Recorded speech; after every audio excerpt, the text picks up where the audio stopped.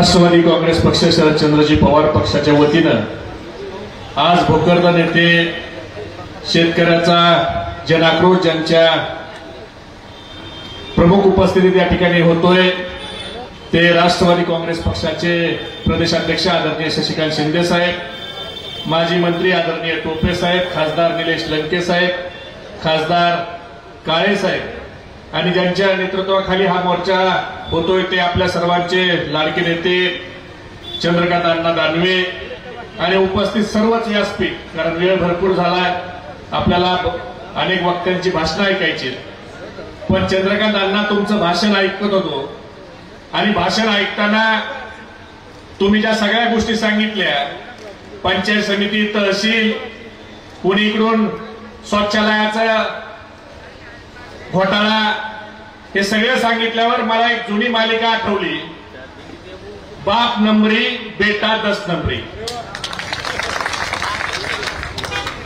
आणि ती मालिका त्याचा हुबेहूब प्रत्यंतर आपल्या या मतदारसंघामध्ये यायला लागलाय का काय, अशी शंका माझ्यासारख्या कार्यकर्त्याला यायला लागली.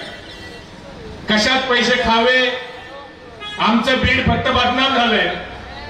बीड पेक्षा पुढचा परळी पॅटर्न हा तुमच्या सांगण्यावरून या भोकरदनमध्ये असं त्या ठिकाणी सांगावं लागेल. आज ओला दुष्काळ जाहीर करा, शेतकऱ्याची कर्जमाफी करा, यासाठी खरं तर आपण हा मोर्चा काढला. पण हे सरकार शेतकऱ्याची कर्जमाफी करणार नाही, कारण हे सरकार हे दळबद्री गेंद्याच्या कातडीचं सरकार आहे. शेतकऱ्याची कर्जमाफी करायची असेल तर त्याला शरदचंद्रजी पवार साहेबांचं नेतृत्व लागतं, ज्याला शेतकऱ्याची जाण असलेलं नेतृत्व आहे, ज्यांनी 71,000 कोटीची शेतकऱ्याची कर्जमाफी जर कुणी केली असेल तर ती आदरणीय शरद पवार साहेबांनी केली. पण हे सरकार शेतकऱ्याची कर्जमाफी करत नाही. आज अनेक लोकांच्या दुकानामध्ये पाणी शिरलंय, घरामध्ये पाणी शिरलंय. आज त्यांना त्या ठिकाणी सरकार मदत करायला, आधार द्यायला पुढे त्या ठिकाणी येत नाही. मगाशी सांगितलं की सरकार किती मदत देत आहे, तर 3400 रुपये एकरी मदत देत आहे, म्हणजे 85 रुपये गुंठा. चंद्रकांतांना 85 रुपये गुंठा म्हणलं, जर 3 डझन केळं घ्यायचे म्हणलं एक उपमुख्यमंत्री आणि 2 उपमुख्यमंत्र्याला, तर 30 रुपये डझन केळे. आणि तुमच्या मदतीत 1 गुंठ्याच्या 3 डझन केळं तुम्हाला द्यायला येणार नाही. तुम्ही शेतकऱ्याच्या हातात काय देताय? तुम्हाला थोडी जनाची नाही मनाची लाज वाटली पाहिजे. आज शेतकरी आत्महत्या करतोय. नांदेडमध्ये टोपे साहेब, एक शेतकऱ्याने त्याचं घर वाहून गेलं, शेत जमीन वाहून गेली आणि आता मी कर्ज कसं फेडणार याच्यामुळे आत्महत्या केली. आणि त्या शेतकऱ्याने आत्महत्या केली म्हणून त्याचे आई वडील हे 12 तासांनी त्यांनी त्या ठिकाणी गळफास लावून आत्महत्या केली. मग आता देवेंद्र फडणवीस 302चा गुन्हा कुणावर दाखल करायचा? तुम्ही सांगत होते ओला दुष्काळ जाहीर करा, 1/10/2021 तुम्ही म्हणले ओला दुष्काळ जाहीर करा, आणि आता तुम्ही सांगताय ओला दुष्काळ जाहीर करायचा हा शब्दच नाही. मग तुम्ही 5 वर्ष मुख्यमंत्री असताना काही दाड्या केल्या का? तुम्हाला ओला दुष्काळ जाहीर करता येतो का नाही हे तुम्हाला माहित नव्हतं. पण फक्त जाती जातीमध्ये भांडणं लावायची, धर्माधर्मामध्ये भांडणं लावायची, हा काम चालू आहे. शफिक शेठने मगाशी सांगितलं की एक आमदार टोपे साहेब नगरमधून येतो आणि सातत्यानं मुस्लिम समाजाच्या विरोधी बोलतो. शफिक भाई, उसका ज्यादा टेंशन मत लो. एखादा रहता ना नया नया मुसलमान हुआ और रोजे का महीना आया, तसं त्या आमदाराचं झालंय.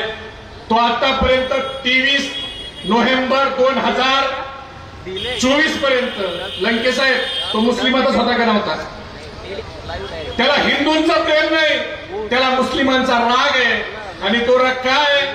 तर मुकुंदवाडीतल्या जे 3 प्रभाग आहेत तिथं जे काही साधारण 26, 27, 70 एक बूथ आहेत, त्या 70 बूथवर याला 0 मतं पडली आणि अभिषेक कळमकरला मतं पडली. म्हणून मुस्लिमांचा राग कुठं व्यक्त करायचा, म्हणून तो मुस्लिम समाजाच्या विरोधात घरं वखत फिरतोय आणि हिंदू जनाक्रोश तुम्ही करताय. मला प्रश्न तुम्हाला विचारायचा आहे की इंग्रजाच्या काळात 150 वर्षात कधी देशमुख हिंदू जनाक्रोश मोर्चा करायची वेळ आली? निजामाच्या काळात कधी हिंदू जनाक्रोश मोर्चा करायची वेळ आली? काँग्रेसच्या 67 वर्षाच्या काळात कधी हिंदुत्वाचा जन आक्रोश मोर्चा करायची वेळ आली का? मागच्या 11 वर्षात देशाचा प्रधानमंत्री कोण आहे? कोण आहे? मुस्लिम आहे? कोण आहे देशाचा प्रधानमंत्री? कोण आहे? गृहमंत्री कोण आहे देशाचा? मुख्यमंत्री कोण आहे महाराष्ट्राचा? गृहमंत्री कोण आहे महाराष्ट्राचा? मग तुम्ही मला सांगा, हे सगळे जर असताना हिंदू जर सुरक्षित नाही तर मग हे काय धाड्या करायला पदावर बसलेत का? तुम्ही पदावरून बाजूसारखा आपोआप आमचा हिंदू बांधव हा सुरक्षित राहिल्यासारखं त्याला वाटतंय. तुम्ही सत्तेत आल्यावरच का त्यांना सुरक्षित वाटतंय? म्हणजे तुम्हाला शेतकऱ्याच्या अश्रू पुसायचे नाहीत, त्यांच्या त्या ठिकाणी नुकसान झालं त्याला मदत करायची नाही, त्याला आधार द्यायचा नाही. म्हणून हिंदू मुस्लिम मराठा ओबीसी याच्यामध्ये जातीमध्ये तुम्ही त्या ठिकाणी लोकांना विभागताय आणि मूळ प्रश्नावर तुमचं आमचं लक्ष विचलित करण्याचा हा कार्यक्रम चाललाय. म्हणून ह्यांना हिंदूंचं प्रेम नाही, ह्यांना मुस्लिमांचं त्या ठिकाणी प्रेम नाही, ह्यांना ओबीसीचं प्रेम नाही. ह्यांना फक्त शेतकऱ्याच्या प्रश्नावरून त्या ठिकाणी लक्ष विचलित करायचंय. आणि शेतकऱ्याची कर्जमाफी जर तुम्ही, शेतकरी हा कोणत्या समाजाचा आहे का त्याच्या डोळे पुसायला जात नाही? मंगेश साबळे तिथं उपोषणाला बसलाय, त्याच्याकडे का तुम्ही बघत नाही? बच्चू कडून आंदोलन केलं, त्याच्याकडे मंत्री फिरत नाही. फक्त ह्यांना जातीमध्ये धर्मामध्ये तेच त्या ठिकाणी निर्माण करायची आहे. बोलण्यासारखं भरपूर आहे, आपले अनेक नेते बोलणार आहेत. पण मित्रांनो, मी एवढंच सांगतो की ह्या लोकांना यांची खुर्ची त्या ठिकाणी धोक्यामध्ये, आज शेतकरी त्या ठिकाणी धोक्यामध्ये, म्हणून शेतकऱ्याला मदत करायची नाही म्हणून जातीमध्ये हे लोक तेढ निर्माण करतायत. आणि इथला स्थानिक आपल्याला चंद्रकांत अण्णांनी सांगितलंय, पण ते आता वेळ कमी आहे म्हणून मी जास्ती तर त्याच्यावर बोलत नाही. पण संडासमध्ये पैसे खाणारा माणूस हा महाराष्ट्रात कुठंच नाही, तुमच्या मतदारसंघात आलाय.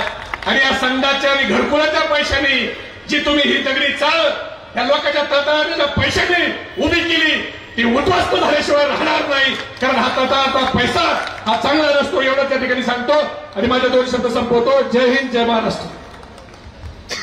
धन्यवाद. यानंतर राज्य